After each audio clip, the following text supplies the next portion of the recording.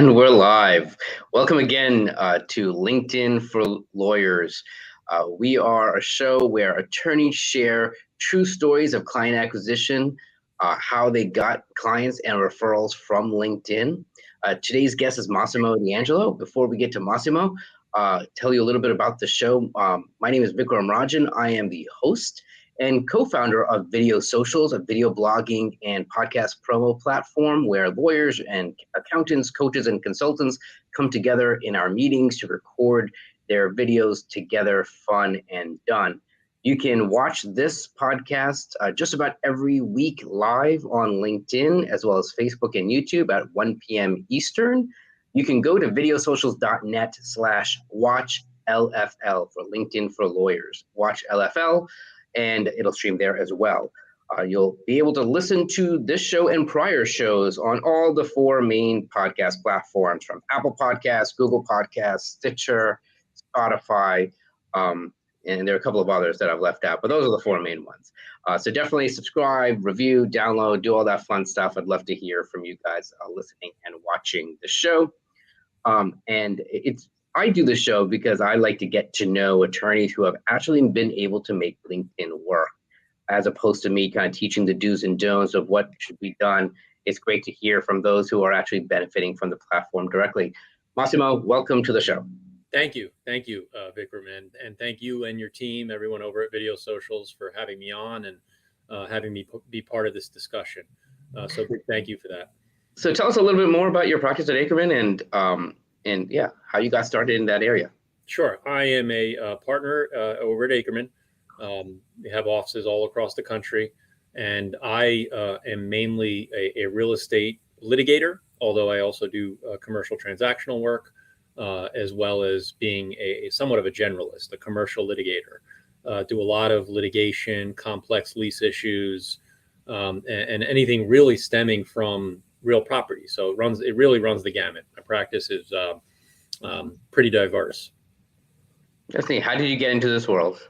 So I always started out being a real estate attorney, dealing with real estate law, and I've always loved it, especially working in Manhattan. Being able to be a real estate attorney in Manhattan is so special because you walk down the street, you see the history in the building. Sure. And your cases are dealing with what you're seeing, and it's really great, and especially now too with the pandemic. So I published extensively and lectured extensively on the COVID-19 when the pandemic first hit. Sure. On what is the number one legal issue that people are grappling with here is the force majeure, right? What happens as a consequence of the pandemic where you have to just a musical interlude. It's nice. So you were saying about when COVID first hit, the legal issue.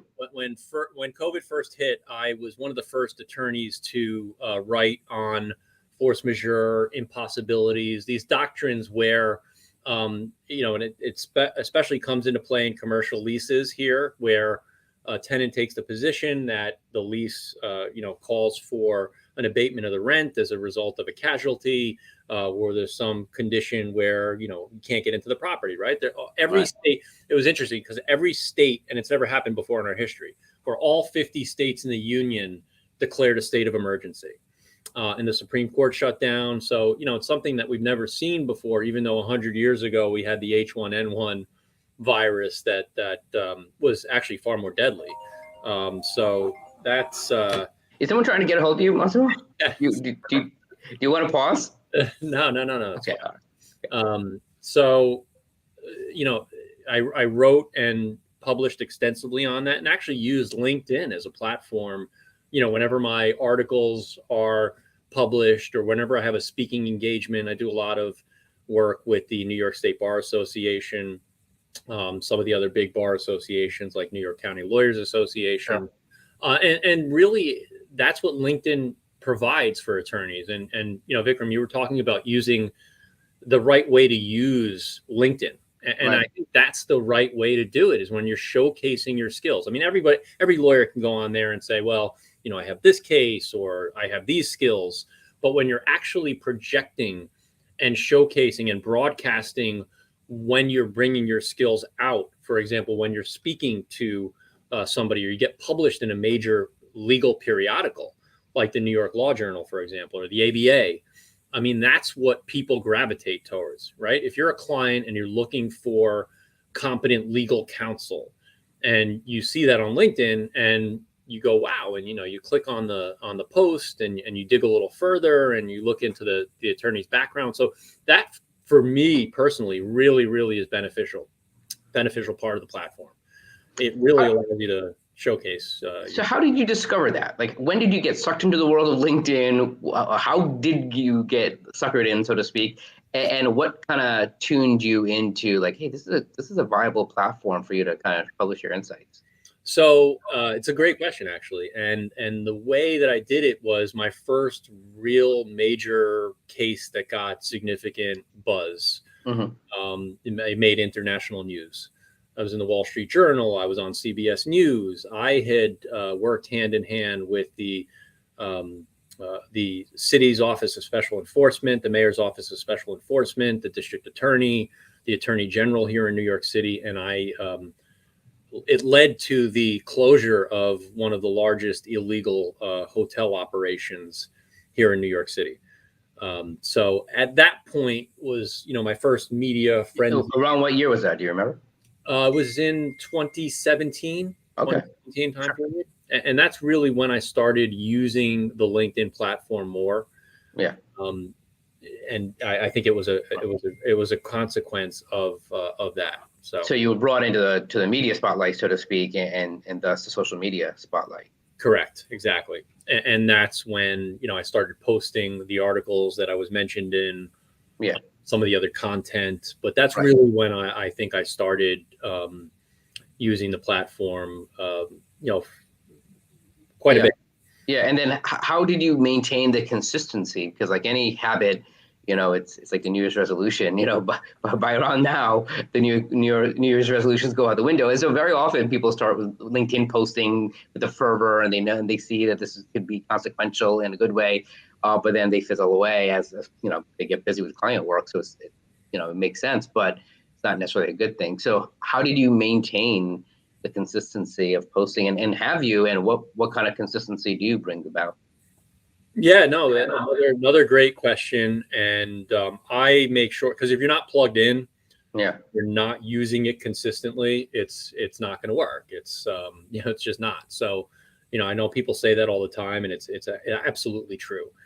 So I really am beholden to plugging in as much as I can, even if it's not something where I'm getting media exposure, or there's an article that you write, or there's an engagement or a speech that I do. I will think about other content to put on there, whether it's a big case in my particular field, a big decision has come down. So you'd post on that. But I also gravitate sometimes outside of my practice area as an attorney. So for example, a couple of weeks ago, I was invited by the general counsel here of Italy, the consulate, and they had worked together with the district attorney's office here in New York, and they had recovered a bunch of stolen Roman and art from antiquity in the Greek time period. Very, very old, beautiful artwork. And I posted that too. So, I mean, while it does have some aspect of law tied to it, it wasn't particularly my business that I was projecting or, showcasing my skill set, so to speak. So, I mean, I think it is important to have that. And you also see on LinkedIn other personal posts, whether it be, a post of you and your daughter or your family going somewhere. I mean, there's also a personal connection too, that client. I guess it's my turn. Pardon me. Right. Yeah. Which is interesting that you mentioned. So, usually the personal posts are reserved for kind of the literal social media like Facebook, et cetera, Instagram, TikTok. Do you veer into that personal stuff? I mean, with the Italian consulate and that kind of art property, as you mentioned, it has legal ramifications. And of course, it's also interesting in general. and perhaps could be cultural reference for you and your family. But so do you go into the personal aspects of your family on LinkedIn? Because that's unusual. That's not typical. Right. No, I mean, in terms of me using my family, no, I don't go. Usually, I don't use my family imagery in. Okay. And like you said, I will use that for Facebook or Right. Instagram. But I do post, like, for example, I went to the Andrea Bocelli concert with my wife in December. Sure. And it's a happy time, festive spirits, and Christmas time. So I posted that. You did post that on LinkedIn. I did, yeah. Okay, because that's very often a Facebook post, right? That you're going to a Bocelli concert, with your wife, etc. Right? And I'm assuming, unless your wife works with you at the firm, it's pretty much a personal post. But it was a bragging moment, I suppose. Yes, indeed. How often do you post on LinkedIn? I try to post at least once, a week, or I try to keep it up. Is it typically these kind of long form articles that you've written and has been published elsewhere, or are there a mix of these kinds of posts? Do you do any videos? Like, what kind of content do you generally? What kind of medium, I should say? Sure. Yeah. No. It's mostly that. It's mostly apprising, the viewership on the articles that I've written or the speeches that I've done. Yeah. But sometimes, like a couple of weeks ago, I did a pretty big commercial lease here on Madison Avenue. So I got some nice kudos from the New York Post in the commercial section. So nice. I posted that whenever I'm mentioned in in the papers or in the news, tied to a particular case. Sure. So how has it actually brought you business? There's a lot of that output, and that's kind of typically what people are wondering. Is it just something to do and yet another thing to do and keep up with, or does it actually result in results? How has it? What kind of results have you seen? It does. Because and on multiple fronts. I mean, I have actually gotten clients who've written to me personally after seeing one of my posts and are interested to learn more about the content and more about what I do. And I've had connections that I've met on LinkedIn that have also introduced me. So there are two levels of contact or circles, if you will. So there's that direct potential client responding to one of your posts. Do you remember when that was? I mean, obviously you don't have to disclose the details of the client, but do you remember kind of the nature of what it was that he or she responded to, of what intrigued them what piqued their attention? Yeah, it did. It was one of the articles that I had written on the force majeure analysis. Yeah. And it was in that context that the client retained me on. Oh, that's great. Yeah. And then you also mentioned then there's kind of the indirect, more like a referral, where so you've been introduced to a potential client or an actual client because of someone you met on LinkedIn. Tell us about that. That's equally productive. Right. It was another case that I had been victorious on, always in the real estate sector. And again, it was via a personal message. That's cool. And then, they gave me the contact, spoke to them, and that was it. So. And then with that, I mean, that itself is tremendous because it shows the power of the word of mouth marketing aspect of LinkedIn, right? But it also shows the direct marketing aspect, to put it that way, where people are coming out of your circle of influence. Do you do any other kind of messaging? Do you use it as a tool to keep in contact with other people and other professionals? Absolutely. Absolutely. So as soon as and I do that almost automatically because LinkedIn for me is my main social media platform, really. I have the others. I have Facebook, I have Instagram, but the first one I open, pretty much when I wake up in the morning is LinkedIn.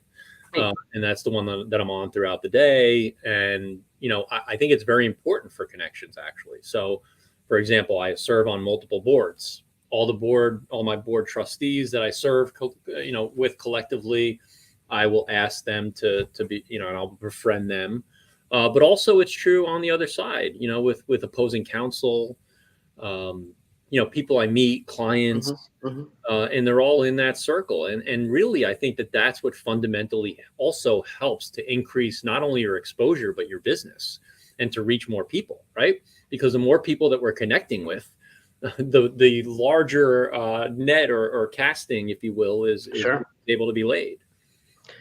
So there are different aspects of LinkedIn functionally, right? There is what I would call the blogging aspect of LinkedIn, which is LinkedIn Publisher, where you're able to post long form articles.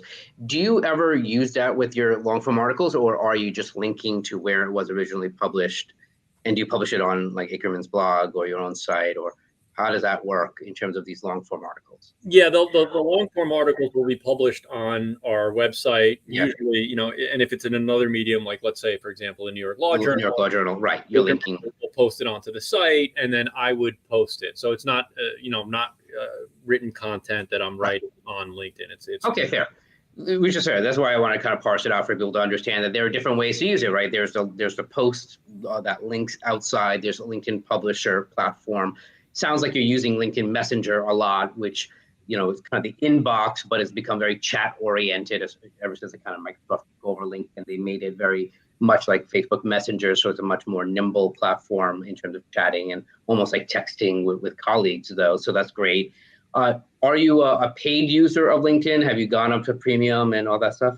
Yes, premium user, so I can see who's viewing me. Yeah. So that was going to be my next question. Like, why? Like, a lot of people don't choose to go in. I mean, people in the sales and marketing world tend to, headhunters, recruiters tend to, right? So, we're trying to do like power using of LinkedIn. But for the most part, for the everyday attorney who's using LinkedIn to stay connected and grow their personal brand, even make rain with clients, it's not always necessary to go the paid route of the LinkedIn Premium. When did you choose to upgrade and why? And what have you done with it? Yeah, I chose to do it a few years ago. And I mean, I think it's important to see, who's viewing you, what kind of viewership you're getting, what kind of business folks are viewing you. And I think that Sure. sort of helps also to, what kind of messages that you want to get out there and trying to have them captured by. That's cool. That's good. That's quite unusual. Do you use any of the Sales Navigator aspects of it? No. I didn't think you would, but I figured I'd ask. Okay, yeah, because there is that whole other literally salesmanship, sales professional CRM aspect of LinkedIn, which is much more for kind of outreach and solicitation in that sense, which is shied upon in the legal community with anti-solicitation. So, but that's literally what Sales Navigator is meant for. So that's why I figured I'd ask. That's kind of neat. So we're going to take a quick break for a quick 1-minute commercial about what I do professionally. When we come back, I'd love for you to share with us what's one thing that you really love about LinkedIn, and then as an opportunity for you to vent, if you should dare so, something that you don't really love about LinkedIn, and we can kind of wrap it up there. Do you want your own podcast like this one? My team will do all the grunt work for you. Just show up, smile, and enjoy talking to your potential clients and referral relationships. Go to videosocials.net/govip to watch our 9-minute webinar for all the details. Are you a busy lawyer, coach, consultant like me? You should have a podcast done for you to get you more clients, impress your colleagues, and it becomes your perpetual referrals flywheel. We find you the right guests. We schedule your guests, handle all the podcast tech, get you into Apple Podcasts, Google Podcasts, YouTube, LinkedIn, Facebook, Instagram, and more. Done for you. Go to videosocials.net/govip to watch our 9-minute webinar for all the details. Now back to the show. And we are back with Massimo D'Angelo. So Massimo, as we're wrapping up, what's one thing that you really love about LinkedIn? The one thing I love about LinkedIn is that you're able to control your own content and grow your own business in the fashion that you choose to do it.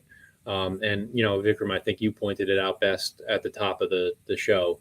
And it's to be diligent, right? Because you don't want to fall asleep at the wheel. If you're going to use it to portray, and extend and project your content, you have to be fastidious about it. And you have to really want to do it and do it regularly for it to work. Is there something that you really don't like about LinkedIn? The scrolling feature. I mean, if I see something, I'll see a post. Right. And then, by accident, I'll click up so it goes to the top. I guess I have, so much content on there and so many connections that I can't find the post. You can't find that person again. Yeah, that can be annoying. That's funny that you mentioned that. Yeah, that's a pet peeve that a lot of people have about LinkedIn, about Facebook actually, where like you just lose the person and you can never find unless you happen to remember. I've taken kind of my personal hack is to just kind of note person's name immediately because I can always kind of then do the hunting if that was a post I really wanted to comment on or click the link or what have you. But I can imagine that to be, really annoying.